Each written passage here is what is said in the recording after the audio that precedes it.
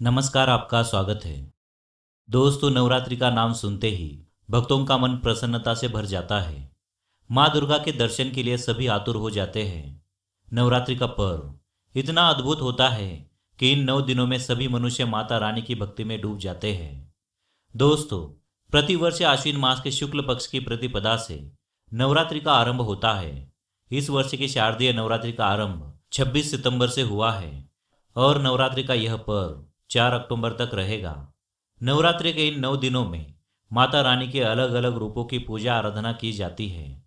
नवरात्रि में माता रानी को प्रसन्न करने के लिए तरह तरह के उपाय किए जाते हैं। कुछ लोग माता रानी के लिए व्रत एवं उपवास करते हैं, दान धर्म करते हैं। वहीं कुछ लोग माता रानी के लिए यज्ञ तथा हवन करते हैं। कुछ लोग अपने पैर के वाहनों का त्याग करते हैं, अर्थात अपनी मनोकामना की पूर्ति के लिए जूते चप्पल आदि का 9 दिनों तक त्याग करते हैं। ऐसे कई प्रकार के कार्य करते हैं जिन्हें करके हम माता रानी के प्रति अपनी श्रद्धा प्रकट कर सकते हैं। माता रानी अपने भक्तों से अत्यधिक प्रेम करती है, वह उन्हें कभी दुख में नहीं देख सकती। जो भी सच्चे मन से माँ को पुकारता है, माँ उसे कभी अनसुना नहीं करती है। नवरात्रि का पर्व शक्ति का पर्व होता है। इन 9 दिनों के दौरान आप व्रत का पालन करके माँ दुर्गा से जो भी कुछ मांगते हैं, माता रानी वह सब कुछ आपको प्रदान करती है। माता के द्वार पर आने वाला कोई भी याचक खाली हाथ नहीं जाता है। बस मन में केवल माता रानी के प्रति श्रद्धा होनी चाहिए। शास्त्रों के अनुसार मनुष्य को नवरात्रि में कम से कम एक रात्रि में जागरण करना चाहिए। ऐसा करने पर माँ उस पर प्रसन्न होती है और उसकी मनोकामना को पूर्ण करती है।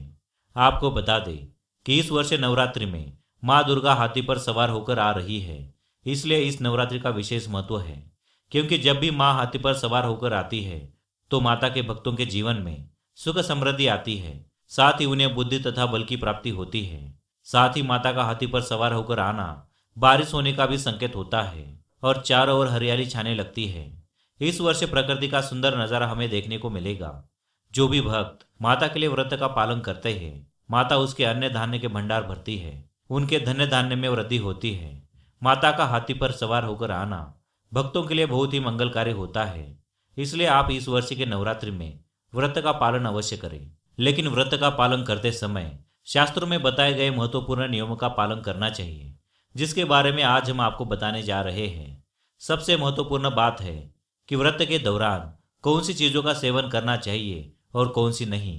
कई बार लोग नवरात्रि का व्रत धारण करते हैं, लेकिन कुछ चीजों को खाने से उनका व्रत खंडित हो जाता है, जिसका उन्हें कोई फल नहीं मिलता है।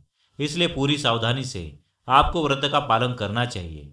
तो चलिए जान लेते हैं नवरात्रि के व्रत के दौरान हमें कौन सी चीजों का सेवन भूल से भी नहीं करना चाहिए। दोस्तों, व्रत रखना धार्मिक ही नहीं बल्कि वैज्ञानिक दृष्टिकोण से भी महत्वपूर्ण होता है, क्योंकि नवरात्रि में मौसम में बदलाव होना शुरू हो जाता है, जिसका असर मनुष्य की रोग प्रतिकारक प्रणाली पर भी पड़ता है।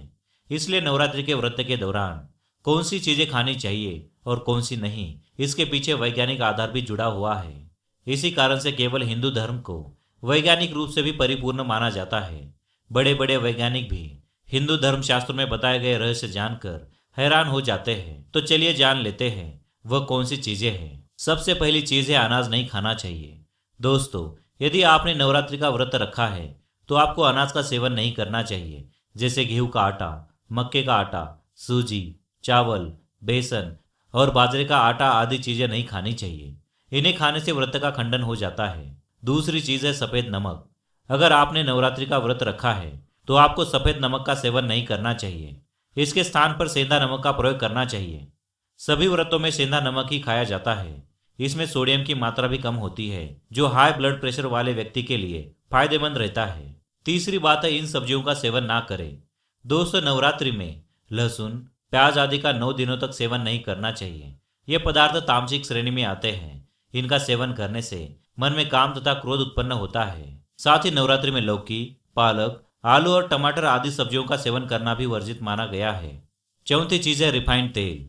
नवरात्रि के व्रत के दौरान सरसों का तेल और रिफाइंड तेल भी नहीं खाया जाता है। इसके स्थान पर आप शुद्ध घी अथवा मूंगफली का तेल खा सकते हैं। पांचवी चीज है मसाले। दोस्तों, नवरात्रि के व्रत में आप मसालों का सेवन ना करें। मसालों के सेवन से शरीर में कई विकार प्रकट होते हैं। साथ ही इनका सेवन करने पर मनुष्य का स्वभाव उग्र बनने लगता है। व्रत के दौरान मसालों का सेवन करना वर्जित माना गया है। तो दोस्तों, इस प्रकार से आप भी नवरात्रि के व्रत के दौरान इन चीज़ों का सेवन ना करें। उम्मीद है आपको यह जानकारी अच्छी लगी होगी। वीडियो को लाइक जरूर करें, कमेंट में जय माँ दुर्गा अवश्य लिखें, साथ ही चैनल को सब्सक्राइब करना ना भूलें। धन्यवाद।